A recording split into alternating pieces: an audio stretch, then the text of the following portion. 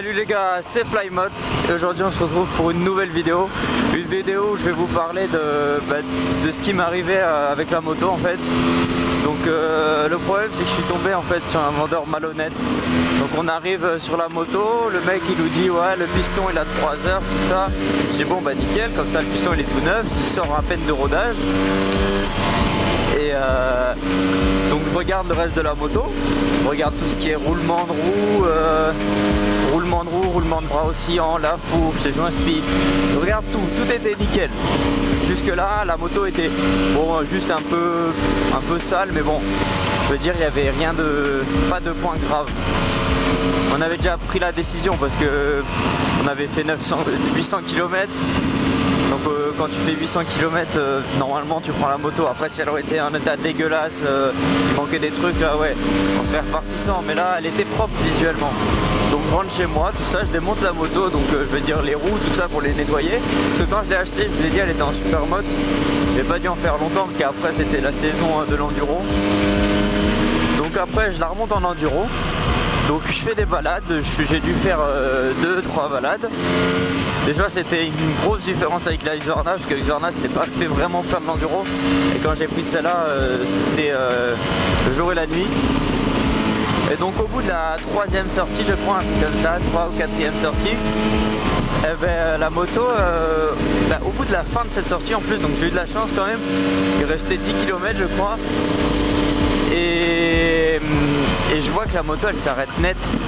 Donc je me dis, il y a un petit problème. Je me dis c'est l'essence parce que je me dis je suis en fin de sortie. Je mets l'essence. Elle redémarre pas, je mets la réserve et tout. Je regarde dans le réservoir, il restait assez d'essence quoi. Je secouais le réservoir, il y avait de l'essence qui remontait. Donc je me disais, il en reste. Donc c'est pas ça, c'est pas l'essence. Donc déjà là je commençais à me dire bon, c'est un peu plus emmerdant. Donc bah la moto ne redémarre pas, impossible, donc bon je rentre à pied, il restait 10 km. Bon il y avait quelques montées, là c'est là que j'en ai un peu chié. Mais bon déjà c'était pas en plein milieu de la sortie. Donc je rentre chez moi, là déjà je m'attendais un peu à un serrage ou une connerie, tu vois, je me disais c'est pas bon. Donc je me dis déjà je suis dégoûté, je rentre, je pose la moto, j'étais crevé d'avoir poussé, je mange, je me repose un peu et après je démonte la moto. Donc au bout de, après avoir mangé, 2 heures après, je me suis reposé un peu, je vais voir dans le garage, je commence à démonter la bécane et là j'enlève le cylindre, je démonte le pot tout ça, j'enlève le cylindre et là je vois quoi, je vois un bout de segment planté dans la tête du piston. Je fais bon, ça c'est pas bon du tout. Je vois une grosse rayure dans le cylindre. J'ai dit bon, là ça va me coûter un peu des sous.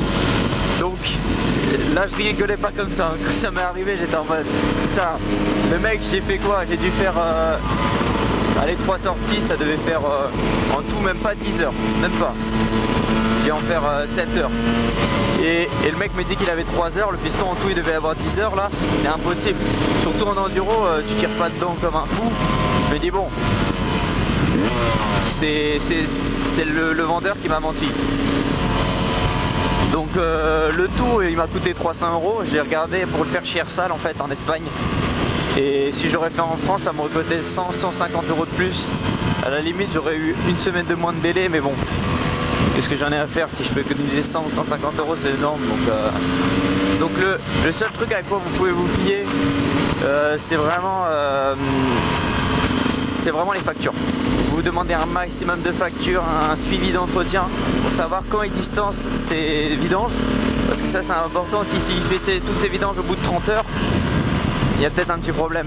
Moi je l'ai fait toutes les 15-20 heures grand max, mais 15 heures c'est bien. Donc voilà, c'est suivi d'entretien, facture au maximum et faire confiance un minimum au vendeur. Parce que le mec, regardez, il m'a dit il a 3 heures. Moi je l'ai cru, je dis c'est cool, je repars avec un piston neuf. Et au bout de 3 sorties, je me suis mis à démonter le cylindre. Donc bon voilà les gars, c'était pas une vidéo super où il y a beaucoup de virage, beaucoup de vitesse, tout ça, mais c'était juste pour vous dire ça. Faites attention aux occasions. Parce que l'occasion c'est bien, on peut trouver des bonnes occasions, pas trop cher. Et des fois on peut tomber sur quelque chose qui... Là ça va, il n'y avait pas de jeu à la bielle, tout ça, j'ai eu de la chance. J'aurais pu tomber sur un truc vraiment où extérieurement c'est bien. Et après je me retrouve à faire plein de trucs et là ça me coûte le double. Même si j'ai la moto, des fois tu la trouves pas chère. Et ben après tu coûtes la moitié en révision, enfin en tout ce qui est pièces, tout ça. Donc c'est pour ça, faites très attention.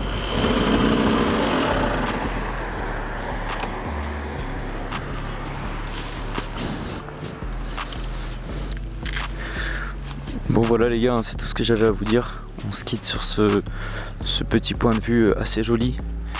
Plus de bon matin comme ça, il n'y a personne sur la plage. Sur la petite bête. Elle ressort bien là sur la plage comme ça, c'est sympa. Bon voilà les gars, c'est tout ce que j'avais à vous dire. Donc voilà, faites très attention. Et je vous dis à la prochaine pour une nouvelle vidéo. Allez, ciao. Ciao.